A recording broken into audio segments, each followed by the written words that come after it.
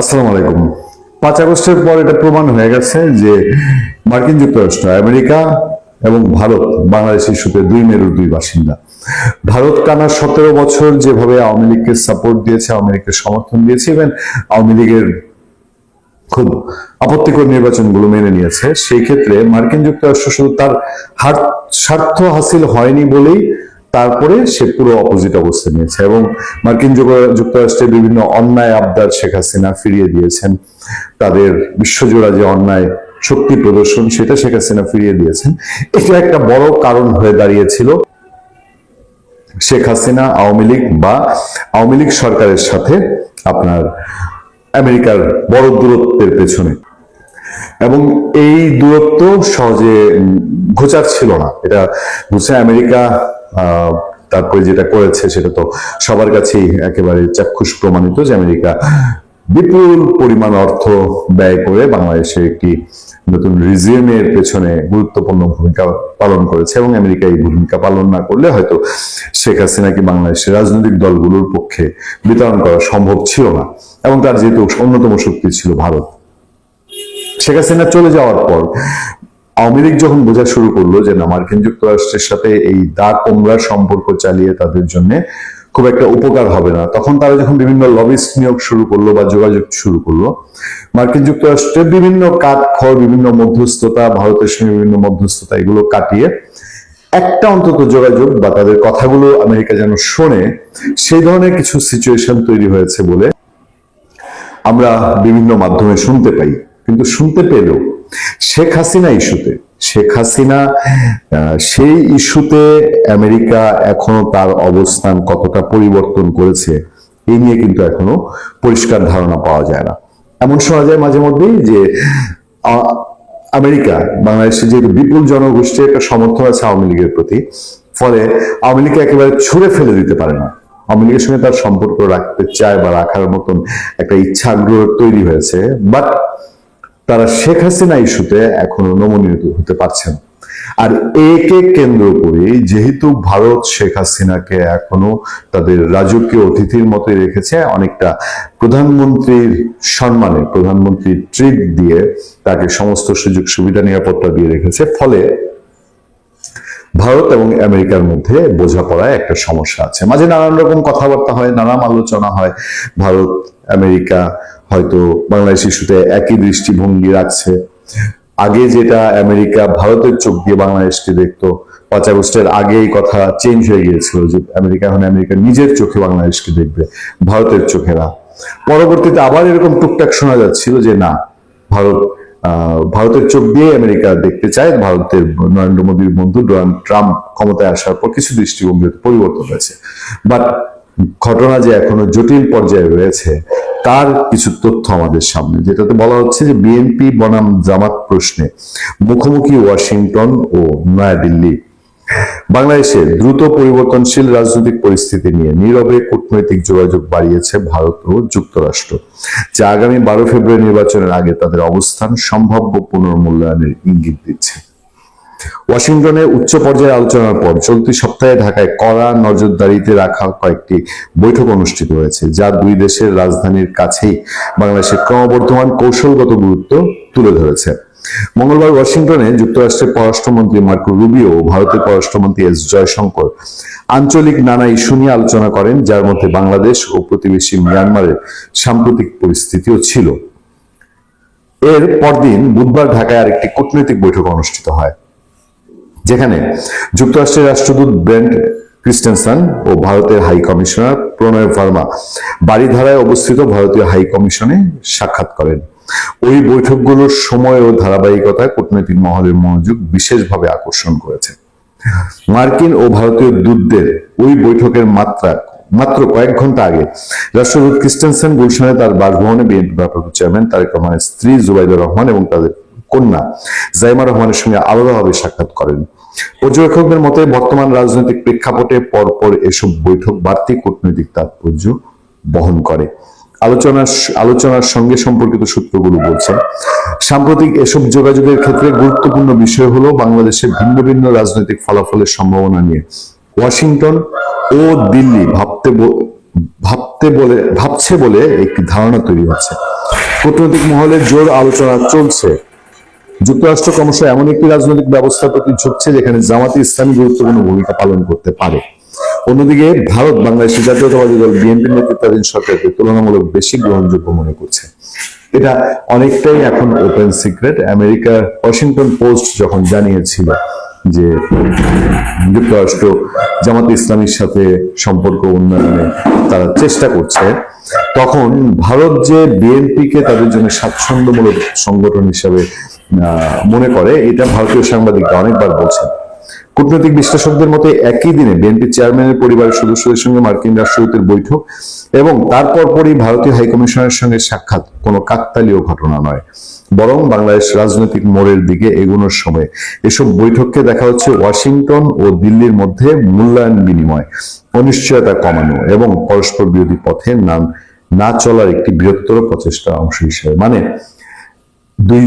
দুই দল যে দুই মেরুতে আছে, এটাকে একটা লাইনে আনার জন্য, মানে ধরেন জামাতের দিকেই ভারত চলে যাবে বা বিএনপির দিকেই আমেরিকা চলে যাবে, ব্যাপারটা এই পর্যায়ে আনা যে ভারত এবং আমেরিকার উভয়ের স্বার্থ রক্ষা করে বাংলাদেশে একটা নির্বাচনী অংশকে তারা স্বাচ্ছন্দ্যমূলক ভূমিকায় দেখতে চায়।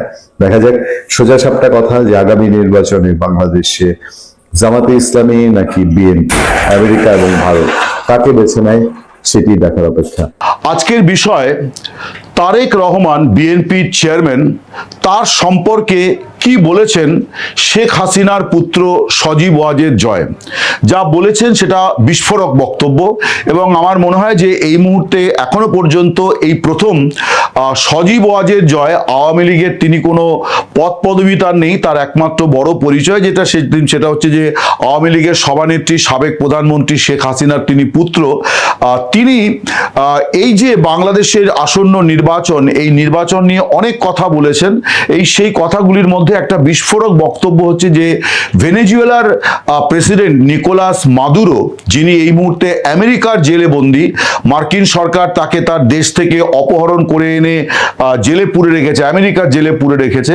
এই মাদুরোর সঙ্গে তুলনা টেনে বা মাদুরোর প্রসঙ্গ টেনে তারেক রহমান সম্পর্কে সজীব ওয়াজেদ জয় কিন্তু বিস্ফোরক কিছু মন্তব্য করেছেন।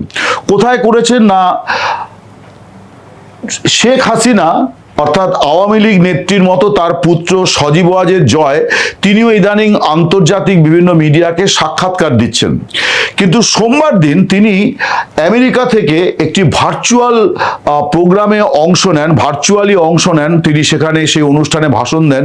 অনুষ্ঠানটি হয়েছে কলকাতায় Indian council for cultural relations, এদের যে বড় অফিস তার একটি প্রেক্ষাগৃহ, সত্যজিৎ রায় প্রেক্ষাগৃহে সেই অনুষ্ঠানটি হয়। সেখানে তিনটি রাজনৈতিক দলের প্রতিনিধিরাও ছিলেন, বিজেপি, কংগ্রেস এবং সিপিআইএম এর প্রতিনিধিরা ছিলেন। পশ্চিমবঙ্গের শাসক দল তৃণমূলের কেউ ছিলেন না। সেই অনুষ্ঠানটা ছিল যে বাংলাদেশের চলতি পরিস্থিতি নিয়ে আলোচনা এবং স্বভাবতই নির্বাচনের মুখে চলতি পরিস্থিতি মানে হচ্ছে বাংলাদেশে এই মুহূর্তে যা চলছে তাই নিয়ে আলোচনা। সেই আলোচনায় সজীব ওয়াজেদ জয় একটা দীর্ঘ ভাষণ দিয়েছেন। ভাষণটা তিনি সবার অনুমতি নিয়ে তিনি বাংলায় ভাষণ না দিয়ে ইংরেজিতে ভাষণটা দিয়েছেন। বোঝাই যাচ্ছে যে তিনি আন্তর্জাতিক মিডিয়াতেও বিষয়টিকে নিয়ে যাওয়ার চেষ্টা করেছেন এবং আমি তার সাক্ষাৎকারগুলি যেগুলি তিনি দিয়েছেন, তিনি এবং তার মা, সেই সাক্ষাৎকারগুলি পড়ার সুযোগ আমার হয়েছে। তো আমার মনে হয় যে এই ভার্চুয়াল ভাষণে তিনি যে কথাগুলি বলেছেন সেগুলি এখনো পর্যন্ত কোনো সাক্ষাৎকারে তিনি বলেননি এবং এতটা জোরালো বক্তব্য কিন্তু সজীব ওয়াজেদ জয়ের কাছ থেকে শোনা যায়নি। তার বক্তব্য এতদিন পর্যন্ত আমরা দেখেছি, বিশেষ করে 2024-এর 5 আগস্টের পর থেকে তিনি মিডিয়ার মুখোমুখি হচ্ছেন অনেক বেশি। যদিও আওয়ামী লীগে তার কোনো পদ পদবি নেই, কিন্তু তিনি শেখ হাসিনার পুত্র, এর থেকে বড় পরিচয়ও বাংলাদেশের রাজনীতিতে অন্তত আওয়ামী লীগের জন্য খুব বড় কিছু নয়, এটাই বড় পরিচয়। তো তিনি যে ভাষণ দিয়েছেন এতদিন পর্যন্ত সেগুলো আমরা দেখেছি অত্যন্ত মার্জিত। গতকালটাও মার্জিত ছিল না এ কথা বলা যাবে না, কিন্তু অনেক বেশি আক্রমণাত্মক। তার মধ্যে একটি কথা হচ্ছে যে মার্কিন দূতাবাস, ঢাকার মার্কিন দূতাবাস, তারা তারেক জিয়াকে এক প্রকার ছাড়পত্র দিয়ে দিল, তার বিরুদ্ধে কোনো ব্যবস্থা নিল না। কি ব্যবস্থা নিল না? না, জয় বলছেন যে তারেক জিয়া যে দেশ ছেড়েছিলেন তার বিরুদ্ধে যে দুর্নীতির অভিযোগগুলো ছিল 2008 সালে 2006-07 সালে তত্ত্বাবধায়ক সরকারের করা যে মামলাগুলি ছিল, সেই মামলাতে একটা অন্যতম সাক্ষী ছিলেন মার্কিন গোয়েন্দা সংস্থার FBI এর একজন অফিসার, যিনি আমেরিকা থেকে ঢাকায় এসেছিলেন আদালতে সাক্ষ্য দিতে, এবং মার্কিন সরকারের কাছে তারেক জিয়ার দুর্নীতি সংক্রান্ত অনেক নথিপত্র আছে, এগুলো আমেরিকার কাছে আছে। কিন্তু তারপরেও মার্কিন দূতাবাস এবং অবশ্যই মার্কিন প্রশাসন তারা তারেক জিয়ার ক্ষেত্রে কোনো ব্যবস্থা নিল না। তিনি নিরাপদে দেশে ফিরেছেন, তিনি বিএনপির প্রার্থী হয়েছেন, এই প্রথম তিনি নির্বাচনে প্রার্থী, এবং তিনি বিএনপির এখন চেয়ারম্যান, অর্থাৎ বিএনপির সর্বোচ্চ পদে তিনি বসেছেন। এটা বলে সজীব ওয়াজেদ জয় অভিযোগ করছেন যে তারেক রহমানকে মার্কিন প্রশাসন তারা এক প্রকার মুক্ত করে দিল, ছাড় দিয়ে দিল। তিনি বলছেন যে না, এটা কিন্তু পুরোপুরি মুক্তি নয়, তাকে দিয়ে তাকে একটা পুতুল সরকারের প্রধানমন্ত্রী করা হবে, এটাই হচ্ছে আমেরিকার প্ল্যান। এবং আমেরিকা তাদের স্বার্থগুলোকে তারেক জিয়াকে দিয়ে তাদের স্বার্থগুলো চরিতার্থ করার চেষ্টা করবে, এটা আমেরিকার প্ল্যান। এরপরে সজীব ওয়াজেদ জয় বলছেন যে যদি এটা কখনো তারেক রহমান মনে করেন যে না, তিনি এইভাবে চলবেন না, তাহলে তার বিপদ আছে, তার পরিণতি হবে ভেনেজুয়েলার প্রেসিডেন্ট নিকোলাস মাদুরোর মতো। অর্থাৎ উনি বলতে চাইছেন, সজীব ওয়াজেদ জয় বলতে চাইছেন যে পানামাতে বা ভেনেজুয়েলাতে আমেরিকা যা করেছে সেটা সঠিক কি বেঠিক সেটা ভিন্ন বিতর্ক, কিন্তু এটা বাংলাদেশের ক্ষেত্রেও তারা করতে পারে। তার কারণ বলছে যে তারেক রহমান বিএনপির প্রধানমন্ত্রী পদপ্রার্থী, তিনি যদি প্রধানমন্ত্রী হন তাহলে বাংলাদেশের প্রধানমন্ত্রী মানে অতীতের অপরাধ, অতীতের দুর্নীতি, এগুলি সম্পর্কে তথ্য প্রমাণ মার্কিন প্রশাসনের হাতে আছে। তাদের কথা মতো না চললে তারা বাংলাদেশের প্রধানমন্ত্রীর ক্ষেত্রেও এই একই অবস্থা করতে পারে, অর্থাৎ আমেরিকা জেলে তাকে নিয়ে পুরে দিতে পারে। কারণ মার্কিন আইনে এই ক্ষমতা মার্কিন প্রশাসনকে দেওয়া হয়েছে, ফলে এই প্রশাসনিক ক্ষমতা তারা প্রয়োগ করতে পারে বাংলাদেশের ক্ষেত্রে ভবিষ্যতে। এই কথাটি অত্যন্ত মারাত্মক কথা, যে তারা বলতে চাইছেন জয় যে এই যে নির্বাচন হচ্ছে, এই নির্বাচন আওয়ামী লীগের সরকারি বক্তব্য যে এটা হচ্ছে সাজানো নির্বাচন, এবং জয় খানিকটা, তার মা এতটা সরাসরি মার্কিন প্রশাসনের কথা বা CIA এর ষড়যন্ত্রের কথা বলেন না, কিন্তু সোমবার সজীব ওয়াজেদ জয়ের ভার্চুয়াল ভাষণে তিনি কিন্তু স্পষ্ট করেছেন যে গণ অভ্যুত্থানে একটা বড় ভূমিকা ছিল মার্কিন গোয়েন্দা সংস্থা CIA এর, এবং তিনি বলেছেন যে আমেরিকা তারা একটা পাপেট সরকার, অর্থাৎ একটা পুতুল সরকার চায়, যে সরকারকে তারা হোয়াইট হাউস থেকে নিয়ন্ত্রণ করবে, এবং তারেক জিয়াকে তারা এই জন্যেই ওখানে বসাতে চাইছে যে তিনি দুর্বল প্রধানমন্ত্রী হবেন, এবং এই দুর্বল প্রধানমন্ত্রীকে চালিত করাটা আমেরিকার পক্ষে অনেক সহজ হয়ে যাবে। ফলে ভেনেজুয়েলার প্রেসিডেন্টের প্রসঙ্গ এই বিষয়ে তিনি টেনেছেন যে ভেনেজুয়েলার প্রেসিডেন্টের বিরুদ্ধেও আমেরিকার অভিযোগগুলি হচ্ছে যে মাদক চোরাচালান এবং নানাবিধ দুর্নীতির অভিযোগ আমেরিকা এনেছে। সজীব ওয়াজেদ জয় বলছেন যে তারেক জিয়ার বিরুদ্ধে একই রকম অভিযোগ আমেরিকার হাতে তাদের প্রমাণপত্র আছে, ফলে তারা যখনই চাইবে ফাইল দেখিয়ে দেবে তারেক রহমানকে যে আপনার বিরুদ্ধে এই অভিযোগ আছে, এবং তাকে তুলে নিয়ে যাওয়া অসম্ভব নয়, জেলে পুরে দেওয়া অসম্ভব নয়। সজীব ওয়াজেদ জয় এই যে এবারের নির্বাচন হচ্ছে, এই নির্বাচনে গণভোট হবে, অর্থাৎ জাতীয় সংসদ নির্বাচন, তার সঙ্গে জুলাই সনদের ওপর গণভোট হবে। সজীব ওয়াজেদ জয় বলছেন যে এই গণভোটটা এটা হচ্ছে একটা বড় মানে ষড়যন্ত্র বাংলাদেশকে দুর্বল করা, বিশেষ করে যে সনদ তৈরি করা হয়েছে সেখানে প্রধানমন্ত্রীর ক্ষমতা, সরকারের ক্ষমতা, এগুলো সব সীমিত করা হয়েছে, অর্থাৎ দুর্বল সরকার, দুর্বল প্রধানমন্ত্রী হবে এই সনদ অনুযায়ী যদি সংবিধান সংস্কার হয়, ফলে বাংলাদেশ রাষ্ট্রীয়ভাবে অনেক দুর্বল হয়ে পড়বে।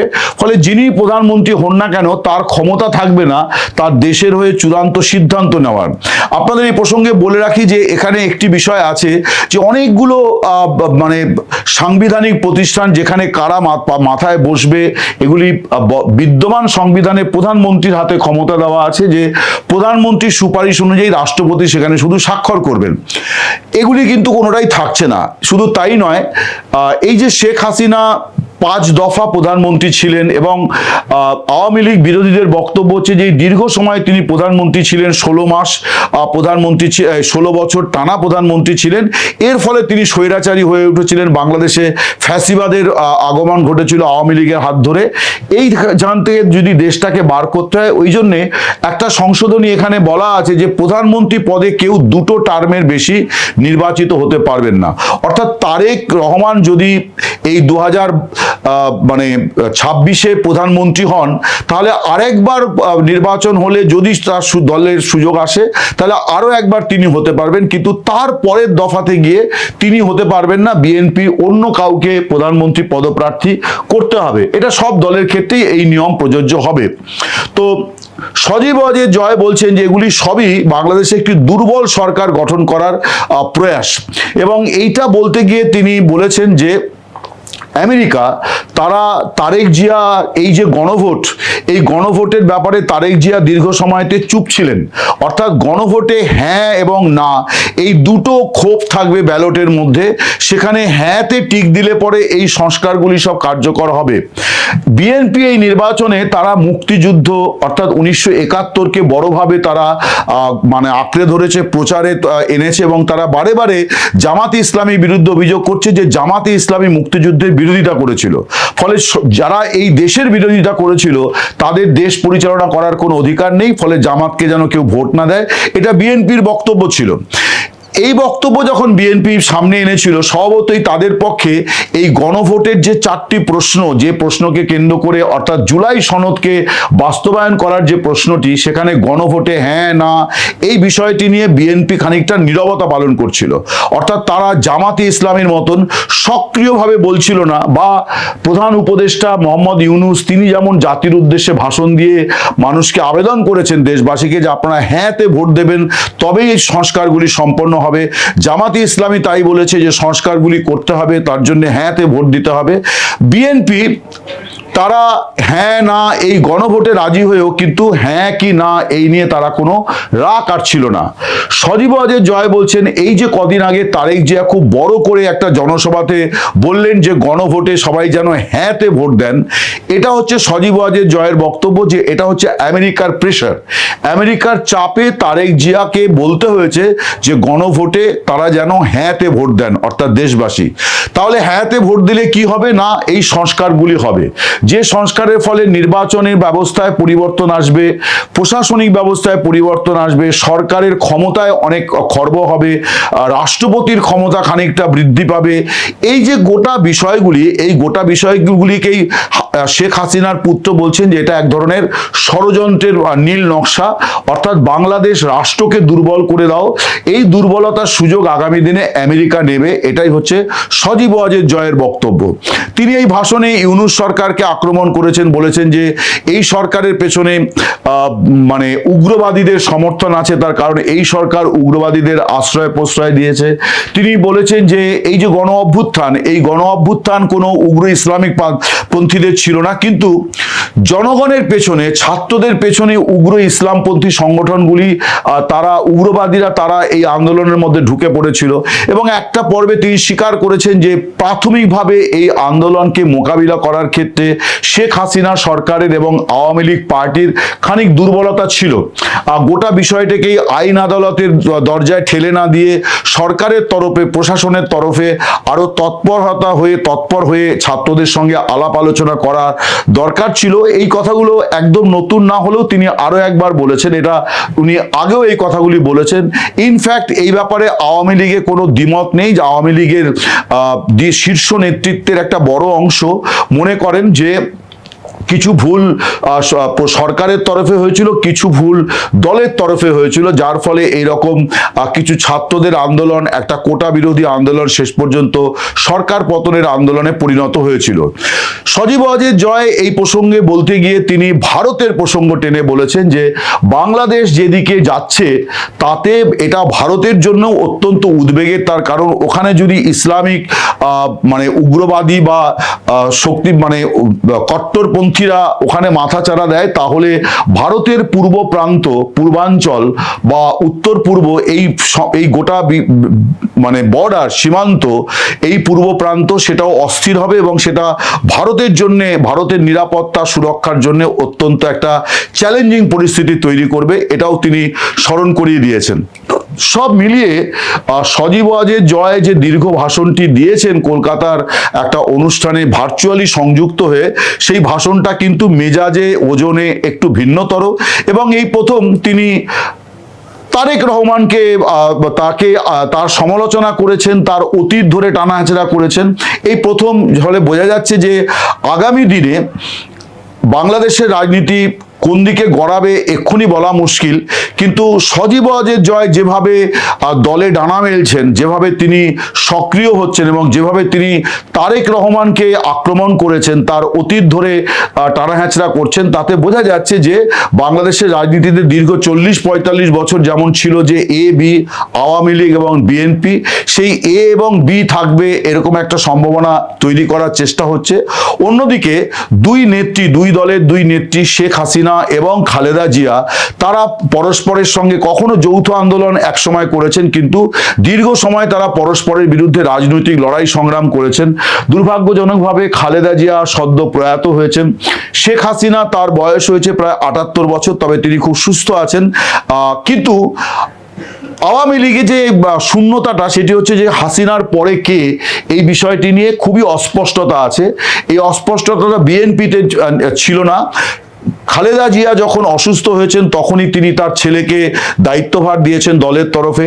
আবার এখন তারেক জিয়াকে দেখা যাচ্ছে যে তিনি তার মেয়ে, স্ত্রী, তাদেরকে নিয়ে রাজনীতির ময়দানে হাজির হচ্ছেন।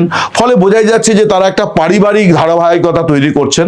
এখন আওয়ামী লীগের সম্ভবত শেখ হাসিনা যদি দায়িত্ব ছাড়েন বা ভবিষ্যতে সজীব ওয়াজেদ জয়ের এই নেতৃত্বে আসার সম্ভাবনা প্রবল এবং হয়তো সেই কারণেই তিনি তারেক রহমানকে এইভাবে আক্রমণটি করলেন, কারণ তিনিও জানেন যে আগামী দিনে তারেক রহমানকে মোকাবিলা করতে হবে যদি জয়কে আওয়ামী লীগের নেতৃত্বে আসতে হয় বা নেতৃত্ব দিতে হয়। খানিকটা আভাস আমার মনে হয় এই কারণেই যে জয় হয়তো মনস্থির করছেন যে তিনি আওয়ামী লীগকে নেতৃত্ব দেবেন এবং সেই কারণেই প্রধান প্রতিপক্ষ তারেক রহমানকে তিনি তার অতীত ধরে টেনেছেন, তার বিরুদ্ধে দুর্নীতির অভিযোগগুলিকে আরেকবার সামনে এনে ভেনেজুয়েলার দুর্নীতির অভিযোগে অভিযুক্ত, আমেরিকার চোখে দুর্নীতির ও দায়ে অভিযুক্ত প্রেসিডেন্ট নিকোলাস মাদুরো, তার প্রসঙ্গ টেনেছেন।